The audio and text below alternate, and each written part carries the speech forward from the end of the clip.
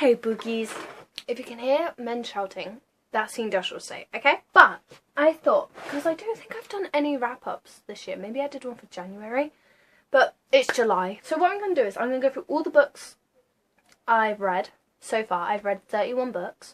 I'm going to tell you my thoughts on them as a sort of like over halfway year catch up, and I'm also going to talk about 2 books that I'm currently reading that are actually kind of similar, and I've done a video of books that I want to read for the rest of the year. I'll give you the rundown of right now. So I've read 31 books. My goal for the year is 50, but I did set that like quite low.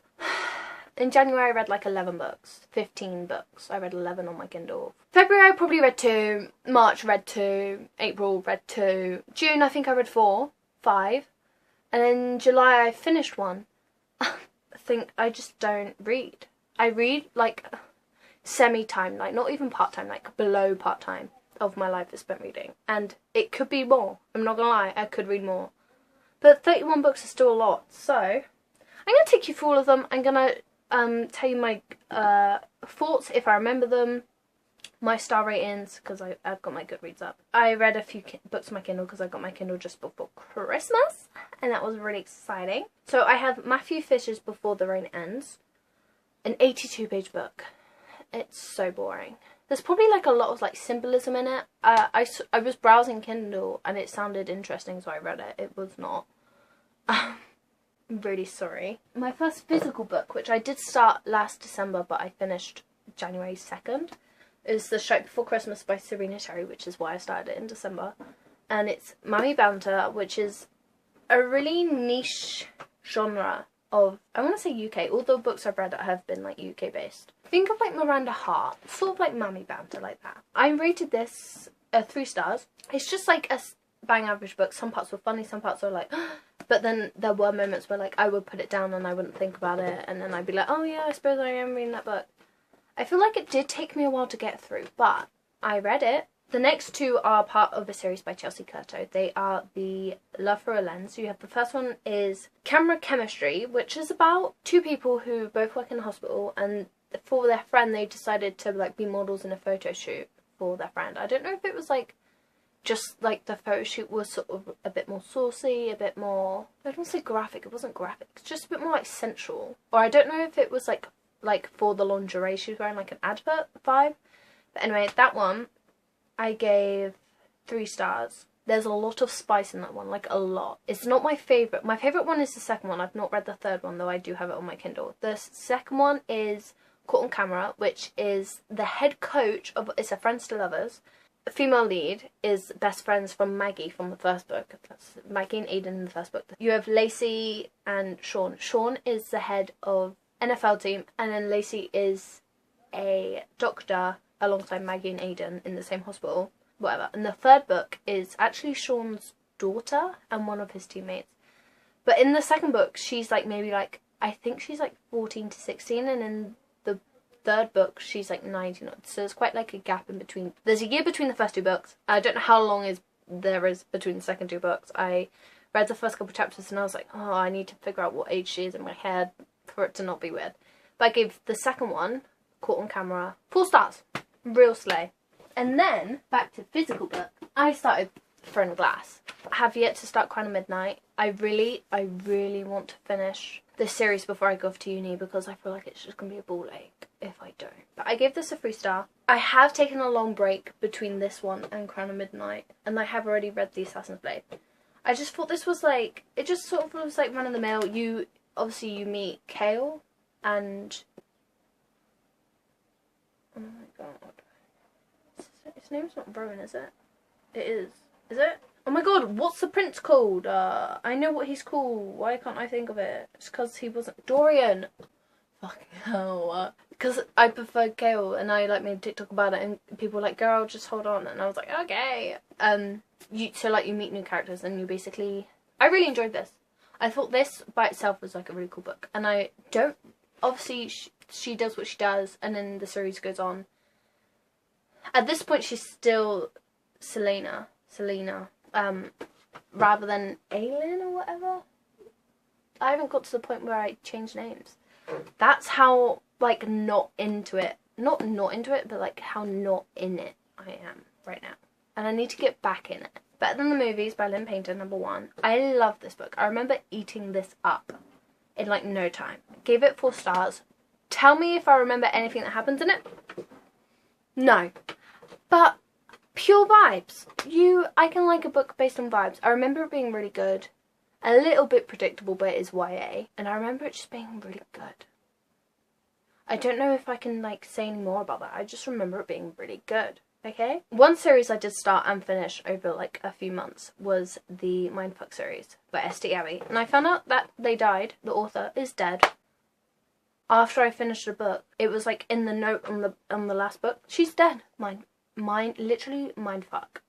As a series, I would give it like a 4.5 stars. 4.5 stars. It was a really good series to read. I really enjoyed it. Definitely check trigger warnings and everything. I don't really get triggered by too much, so it was like okay for me. But definitely check them. It's a really good story anyway. I don't have the physical copy. Would I want the physical copy? Not really that bothered by having the physical copy or not. But a really good thriller, but you're on the side of the killer, which I think is really interesting. Audiobooks, because I've listened to quite a few. I've listened to Him and Me by Jack Whitehall. It's him and his dad. Really funny, interesting. Took me like a week and a bit to read because I use Spotify, like my minutes on Spotify. Then I went into I'm Glad My Mum Died by Jeanette McCurdy. And as someone who used to watch iCarly, it was a little bit like, oh, so check trigger warnings for that. A really good book. I think one of my favourite audiobooks I've listened to. I then reread Daisy Jones and the Six as an audiobook. Oh my god. Daisy Jones and the Six, for me, it was as a book, 4 stars. I read it when I was ill, and I still gave it a 4 stars. It did take me, I read it in a 24-hour readathon thing. Took me, 6 hours to read, but I really loved it. I was ill, whatever. Loved it. I gave it a 4 stars, because I was like, whatever. Loved it. The audiobook. The audiobook is so good, I shit you not. I don't think I've heard an audiobook as good as this one. This is the only, fiction audiobook I thought I could listen to because it's sort of presented like non-fiction, which, the voice actors, it's so good. You have to. If you don't want to, read it, if you think, the play layout or the script layout for a book is really weird, definitely go listen to the audiobook. It's on Spotify if you have Spotify, and probably anywhere else where you can get your audiobooks. I'm going to go through really quickly and I'm going to do my Kindle reads and then we can go through my physical books.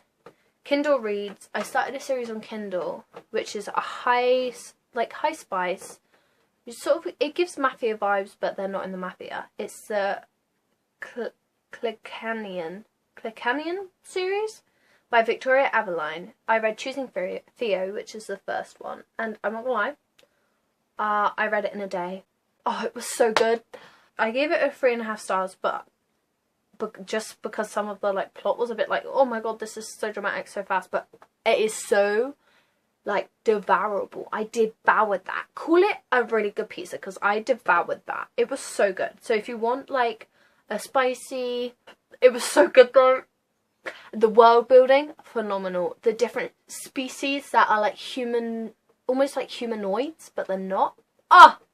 So good. I've just got The Housemaid by Frida McFadden. I read on Kindle. Just because I'm not a big thriller girly, so I think using my Kindle to read some thrillers will be really good, rather than me buying them and putting them at the bottom of my TBR just because they're not something I've grabbed for. When I read a book on Kindle, it's like I don't have to fully commit, and it feels good. I give that a 3.5. I remember quite a lot from that book, actually. But obviously it's a thriller, so I don't really want to say anything. I would say it's a thriller crime. And it's going into it, I knew kind of what could happen. I knew what the outcome could be. I really enjoyed it. I'm not itching to read the second one though. So I will say that. As much as I enjoyed it, not itching to read the second one, which I think can tell you a lot about the book. Okay? I also read another YA romance called The Wrong Bachelor by Alexandra Moody. I hated this book. Okay, I loved it. At the beginning, I just finished reading Better Than the Movies. I gave it 2.5 stars. Not Better Than the Movies. The Wrong Bachelor. Gave it 2.5 stars. I was like, cool. But reading it, I was like, this is similar to Better Than the Movies. Whatever, blah, blah, blah. And I'm like, I really love the idea. So the whole plot of the book is the school are raising money for something or other, and they decide to do like a reality dating show with the lead athlete and like some girls who people in school voted to do it. I think there's like 6 girls, and they like go through it, and that obviously we're following this one girl's POV, and she really likes the guy and the guy really likes her, but she's like a nobody, you know what I'm saying? It's very Wattpad, very... If I was 15, I would eat that shit up, but because I'm 21, I'm just like, oh my, I'm over this shit, you know? Anyway, let's go on to the physical books, because I have some here. Oh, I read this one on Kindle, I forgot. Okay, The Spare Room by Laura Starkey was my first 5-star of the year. This is an Amazon printed version. I hate the physicality of this book. But this book, I read it on Kindle. I loved it. I was there's TikToks of me crying. If you want to go check them out, be my guest. But by God, oh my God, this fucking book. Do I remember everything that happened in the book? No. Am I in love with this book? Yes. Like, I think this will be one of those books, a bit like Book Lovers for me, where I can just reread it and reread it and reread it. And I think because I read this in like the spring, like winter to springtime, I might take it with me to uni. Or, you know, reread it on my Kindle. And, like, read it in the autumn time. I feel like this is such a good, like, cozy romance. Like, you can just read... It's so good. We've got Charlie Loving Clichés by Ellen Mays. I actually think I gave this a 4 stars. I gave this 4 stars. It made me cry twice. Once because of stuff going on in the book. It was like, I love the man in this book, William. I actually think he might be one of my fave. Not of all time, just as romance books goes, I think he might be one of my favourites. And I don't have any of other of Ella Mays' books, but I think if I was in the market for a romance, I'm not. I have a lot. If I was in the market for a romance, I definitely would pick up another one of her books. I like really good like filler books, but they make you feel good. They're fun to read, especially out in the sun. I'm really worried it's going to rain. I've got washing on the line. I have Bride by Ali Hazelwood. Ooh, and Checkmate by Ali Hazelwood. I haven't actually put on here that I've read Bride. So, I've actually read 32 books this year. Okay, so I never rated Bride. So I guess now's my time. Okay, my rating for Bride, undetermined. I have a friend who gave it a 5-star, and to me, I have read a lot more books than she has, especially because I've read all of Ali Hazelwood's books. Not 5-star material. I definitely enjoyed it. It's definitely, like, up there with some of, like, some good romance books, especially because I don't usually read this, like, genre. I've maybe read, like, 2 or 3 werewolf, vampire-style books.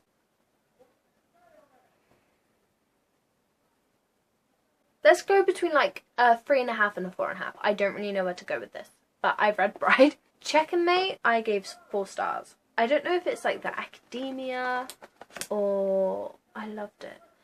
As a YA, the language is a bit thick. I would probably put it as, like, new adult. YA is, like... Yeah, new adult's, like, 18 to 21. Rather than, like, young adult being, like, 13 to 18. Is that what that is? I don't know. But I gave it 4 stars. I really enjoyed it. The image, like, the ability for me to imagine what Ali Hazelwood is talking about never fails. So I knew that. Did I have my chessboard out whilst I was reading it? Yes. Did I have the Queen Gambit on in the background whilst I was reading it? Yes. Was it the best time ever? I'm not gonna lie, it was pretty close to being the best time ever. If you're gonna read this book, you've got to set your prime environment. Okay? That was my prime environment. And I love this cover. I've had this for a while, and I read it before Bride because I have just been reading her books in, like, release order. It's just a fun little thing for me to do. Talking about wolfy romances, I've got The Fake Mate by Lana Ferguson. This book is not what I thought it was, okay? The Fake Mate, I knew it was a fake dating trope. Love a fake dating trope. Did I realise that they were wolves? No. I read the first...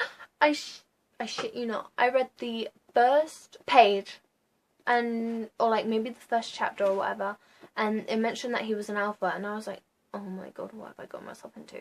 But hold your horses, because I gave this a 3.5 stars. It was just above enjoyable.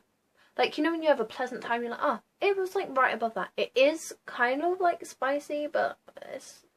They're animals. They're literally part animal. Did I buy this just because of the cover? Yes. Did I realise it was? No. Am I mad that they were? No. It kind of... She sort of like taught the aspects of like the wolf parts of each person very well. And especially it's set in the modern world, so you've got like people that can like shift and people that can't. The governing bodies in our modern world were like very accommodating to that. Do you know what I mean? It's giving like if Bella did get with Jacob and turn into a wolf. So Twilight is my only anchor point for that kind of romance. Oh, I guess I'll talk about it. Twisted Hate by Anna Huang. The third book in the Twisted series. My least favourite book in the Twisted series. I think my rating of this was 2.5 and it's gone down to 1 star. Let me just have a look. I read this a while ago and my hate is still going strong. Yeah, it was 2.5. I took it down to a 1. Lol. Okay, my thing with this book is it's not... I don't know if it's her writing or the relationship between Jules and Josh, but there's something about this book I didn't like. And maybe I felt it was too long for them, or maybe I just think she should have been honest with Josh the whole entire time. And especially because like I'm the same age as Jules, right? Like the age range between 21 and 24, like I'm her age, and I'm like, why don't you just fucking tell him? He'd probably like do it with you if you just told him. And I didn't like the way that Josh handled his anger towards Jules. It really gave me the ick. Really fucking hated it. However, I am excited to go into Twisted Lies. I know it's a lot of people's favourites. And 1, it will finish this series for me. 2, I don't know if going into Anna Huang's future books is going to be my thing. I just think I'm leaning away from that idea of dominance set in the human world and romance. It's like a bit different when they're like part of a different... It's raining. Shit. Told you I'd watch it online. Jump scare. My camera's gonna die at some point, so we'll see how far I get. But basically, I think that's the only one I have really not enjoyed other than that first one. My breath. I literally ran downstairs. Next, we have some fantasy. I read Stolen Air by Holly Black. Oh. And I read How the King of Alpine Learned to Hate Stories. For this one, I actually don't know if I rated it, because obviously it's not like an actual part of the... It's not like a story in itself. It's sort of like a bunch of mini stories. Okay, I rated it 3 stars. Physicality of the book, chef's kiss. One of the most gorgeous standard edition books I own. This book is stunning to look at. The artwork. Mwah. Does it have the illustrator on here? Yeah, Ravina Kai. Stunning artwork. Love, love, love. And then as for this one, I think I gave it 3 stars. I think having the first book in like Oak's story was really confusing, because we've had to meet this new person and then understand her relationship with Oak, but we already know Oak. I haven't read The Prison's Throne. I really want to, but I think starting with Oak's might have been a bit easier because we already know Oak. I don't know. That's just like what I was thinking about it. Shark Heart, a love story. And this by Emily Habeck. This was so close to being my first 5-star of the year. I was searching for this book alongside the 5th Magnolia Parks book, and I went to Southampton, I found it, I bought it, I read it, ate that shit up. Like, the thing is, this book is not laid out like other books, and I think that's part of the reason why I love it so much. So not only do I love the physicality of the book, but the story is so good. And it's one of those stories where, like, you remember specific parts of it, but, like, a lot of it hits home. There are some quotes in here that I love. I love this book. When people were going on about it and, like, people like the hype, I was like, oh, I don't really read that type of book. I might not like it. Loved it. 4 stars. One of my favourite books. Might even go up to a 5-star, depending on how the rest of the reads of the year go. Like, that's how good this book is. If you haven't read Shark Heart, read it. Read it. For my book club with Sky, which we haven't done a lot of just because we've both been in slumps, it's whatever, we had How to Stop Time by Matt Haig. I love Matt Haig's writing. He is one of the authors that I know that when I pick up his book, I will love his writing once I get into the swing of it. This is a very interesting book about Tom Hazard, and there are people in the world who essentially live forever. They're sort of like immortal. I rate this a 3.5 stars, and that's not because it's a bad book. Obviously, I've said this before, 3.5 stars, an enjoyable time. This book, I think it made me cry. There's some quotes in here that I think are phenomenal. He has sort of this like anthology style of writing where it's sort of, it feels like the book is one whole big metaphor. And especially this particular story. I remember the Midnight Library being really, I was going to say iconic, that's so gross. Ew. Really like threaded with these nuances of like nostalgia and like sadness, and obviously because like, you know, she's like thinking about different lives that she could have lived, which reminds me of the Stephen Fry quote about Oscar Wilde. There are parts of this book where I did get bored. Obviously he's like building up momentum to particular things, but as I said, he essentially lives forever. And they're a group of people, I don't really remember what they're called, but they have like this society of people, and they're told not to fall in love, and he does, many different time periods, and it's just, Matt Haig is such a beautiful author. Oh, love. I read Hannah Grace's Wildfire. This was my do or die for Hannah Grace, because I wasn't a big fan of Icebreaker. I think I loved Icebreaker because everyone else was loving Icebreaker. And when I reflected back on it, I was like, actually, that's not the type of romance I'd want to see with protagonists that age. And obviously they're like of age, they're like college students, so they're 18 to 21, it's whatever. But I'm just like, it was just all a bit much and like triggering and whatever. This one though, fast paced, really cute. I'm not the biggest fan of rich people with daddy issues. I'm not gonna lie. I'm just gonna put it out there. But I think there was like a little bit of like miscommunication. There was no third act breakup, which I love, so I gave it a 3.75. Love, love, love. The setting of the book, I think, is what made it. Because I'm English, I don't go to American summer camps, it's whatever. But I felt like I was there. And I don't know if I felt like I was like a fly on the wall to these two in particular, or whether I was like, as if I like could have been a kid and they would have been my counsellors and I would have had fun. And hi Pookies. I had 2 books left to talk about.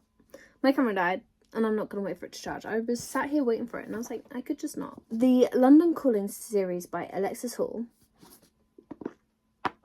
Both 4-star books. I literally finished this yesterday in the park and it was sunny and I was in a dress and it was really cute and it was totally the vibe. This book, loved. I ate it up. This book, a bit of a slow read, but it was like split up into different people's wedding. It was so good. And the ending, so not what I thought it was going to be. I'm not going to lie. I just like really like it. Can you tell I put my camera down too low? So I'm like, ugh. Love these books. Okay? If you want like a really cute gay romance, a little bit of like problems, but there is an element of self-awareness. I'm not going to lie, Lucian can be really fucking annoying. But he's self-aware. I mean, you have to give him props for that. Oliver, perfect boyfriend. They're literally so good. And especially because I really wanted to read these books for like the longest time. Especially this one. After I read Red, White and Royal Blue, I had really wanted to read it. I read it. Finally read it. I love these books. So basically, this is me saying thanks for watching. I'm so glad we could catch up. I'm so glad that you stuck around to catch up. Let's just chill out, read books, you know what I'm saying? And here's the rest of 2024 going good. I'm putting it in the universe, in the atmosphere, in all of the energies, in all of the pages, in all of the books, in every single word of every single book I come to read. Life will be good. Bye!